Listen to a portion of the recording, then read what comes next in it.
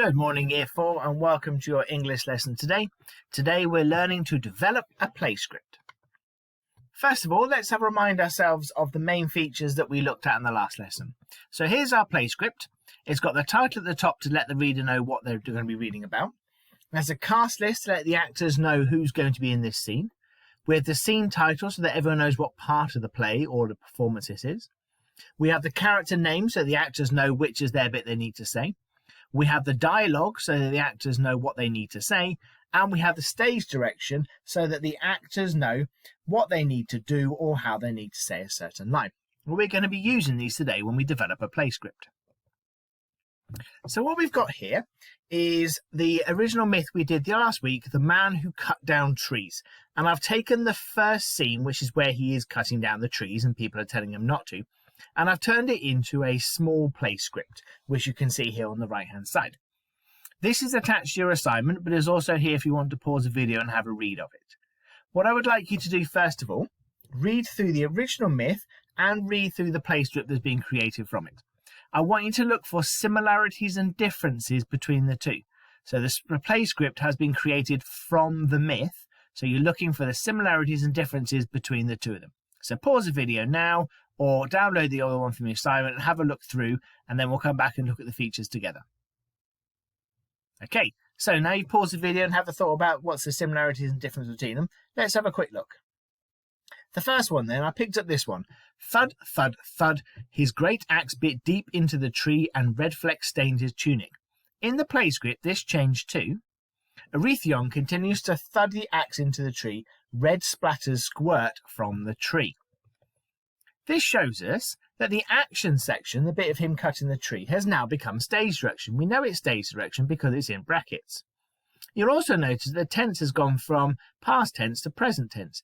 So his great axe bit into the deep tree has become he continues to thud the axe into the tree. And we've got there the splatters squirt from the tree, not squirted from the tree. So you can see that what is a good action sequence in the myth has now become stage direction. And that stage direction has become present tense. Now, the reason it's become present tense is because you're telling what the actors to do at that point, whereas the myth is saying what happened in the past. So therefore, it has changed from past tense to present tense. The next thing I want to look at is this bit. Don't, Arethion, cried passers-by. Don't cut down the sacred oak. Ceres will be angry. So this is from the original myth. This became in the play script. As you can see here, it was broken down into two villagers speaking, villager 1 and villager 2.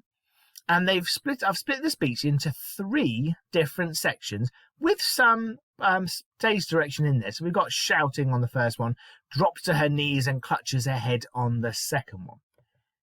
So here you can see there's no longer any need for any speech punctuation. Because we know this is all just speech, all that lovely speech punctuation that we put into myth has now completely disappeared. And you can see we put in added stage direction as well. So it says cried passers-by there.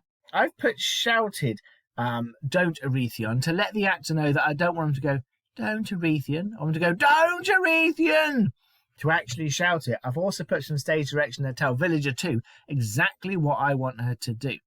So therefore, when we come to do our speech, it's going to need to remove all that speech punctuation, but we are going to need to put in some stage direction to let those poor actors know how we want them to say it and what they want them to do. The next thing I want to look at is this section. The tree is bleeding, father, cried his little daughter, Melia. This became, despairingly, by Jupiter, father, can you not see that the tree is bleeding? We can see here there's been a slight change in the speech from the original myth. Originally, it's just the tree is bleeding, father. And I've put, by Jupiter, father, can you not see the tree is bleeding? I've decided to try and make it a bit more interesting because in the myth, the main part of the story is told by all the description and the action that goes on. However, in a play script, it's all about what the actors say and do that actually makes it interesting. So therefore, the speech that we do cannot just be exactly the same as the myth. It needs to be more exciting because you're going to be much more focused on the speaking. So when you come to yours today, you want to be thinking really carefully about how can the speech be really interesting, because that's what's going to drive your performance today. And the last thing to look at was this one. Arethion is singing, I chopped down trees, I ate my lunch, I go to the... And we never find out where he goes to, but because he gets interrupted. Now, the reason this is in here is because this is added dialogue. This is new. This was not in the myth. He wasn't singing to himself when he was in the myth. And I put this in there because, as I said, in a play script, it's all about the actors talking and what they're saying that's going to draw you in. We don't have anyone describing the action. We can see the action on the stage, but it's all about what those actors say. So when you come to do it, you're going to have to add in more speech than there is in the original myth because you need to carry the story along with that dialogue. Okay, so there's a basic idea about how we're going to develop a play script. So you can see there the success criteria at the bottom. So we need to use action as stage direction. So we need to have all the action that's going on as stage direction. Tell the actors where you want them to go, what you want them to do, but make sure it is in the present tense. So if you want your character to drop to their knees, you would say drop to your knees. You wouldn't say he had dropped to his knees. You need to make sure there's no speech punctuation in there. I know we've just spent ages learning how to put speech punctuation in, but now take out all that speech punctuation. There is no need, because it's a play script, we can already know that it's all talking anyway, so there's no need for stage direction. No need for speech punctuation. You definitely need stage direction. I've also put here the third one, the green one, added stage direction instead of adverbs for speech. So as well as the stage direction in the red section where you've got to put in what they do, it's really important you use that stage direction today at the beginning of the speech in brackets to tell the actor how you want them to say it. So if you want them to say the words angrily, you've got to put angrily at the beginning of the speech inside the brackets. If you don't put it inside the brackets, then your actor's going to say the words. And you don't want them to say the words angrily. You want them to say it as an angry person. So make sure it's inside the brackets. Also make sure it's at the beginning. There's no point in putting it in the end because your poor actors will have read the line by that point and gone, oh, I should have done it angrily when I did it happily. So make sure it's at the beginning and you're telling them how you want them to do it. Angrily, aggressively, happily, with a smile on your face. The fourth one there in purple, change speech to engage the audience. So when you have a look at the bit you're going to write today, don't just copy exactly the same speech. Change it. Make it a bit more exciting for the audience. This is your play script. You can change it however you would like. You can make it more of a comedy if you wanted to, or a bit more of a scary story if you wanted to. But it's all got to be in what people say. And you get to change the speech slightly. So you can see there at the top, the bit you're going to write today says, only an empty man, a heartless man, a hollow man could have done this. Don't just copy that exactly. Chop and change it around a little bit. And the fifth success criteria says added speech to engage the audience. Well, you can see the bit at the top there. That's all we're going to be writing about today, which is a really small section. That's the second section where Ceres has come across and found all the trees have been chopped down. That's all we need to do today. It's not a huge section of writing. So you're going to have to put more speech in there. You can't just have the one person saying one thing. Okay, think about maybe putting some other people in there. Maybe Ceres is going to say a few more things in there as she finds all these trees. Maybe we have her arriving there, so she's doing something and saying something as she's arriving. So your success criteria are add in stage direction to say what the actors need to do in present tense.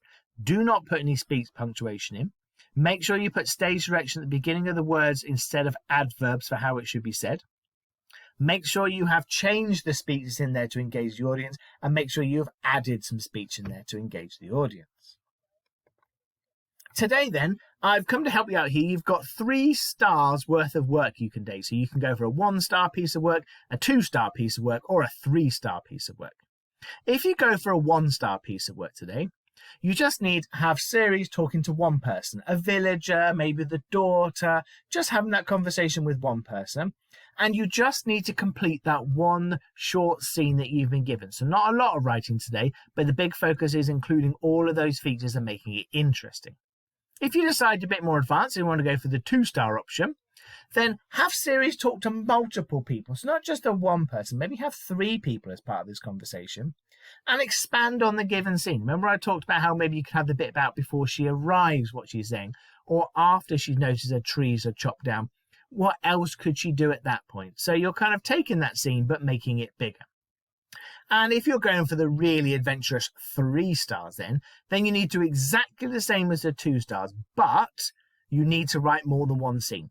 So after this one, remember, this is where he goes home and he's really hungry. So as well as writing this bit about Ceres finding the tree, you could write the scene where he goes down and he's really hungry. He could be having a really good conversation with his daughter or other people around, or a pet maybe, about what's happening, how hungry he is. Remember though, it's all about the dialogue. You're not going to be writing lots of action at this point. How are you going to get across this whole thing through the things that he is saying? Well, I'm really looking forward to see how you're getting on with your myth today. Everything you should need is attached to this assignment, and if you need anything else, you know where I am. Good luck.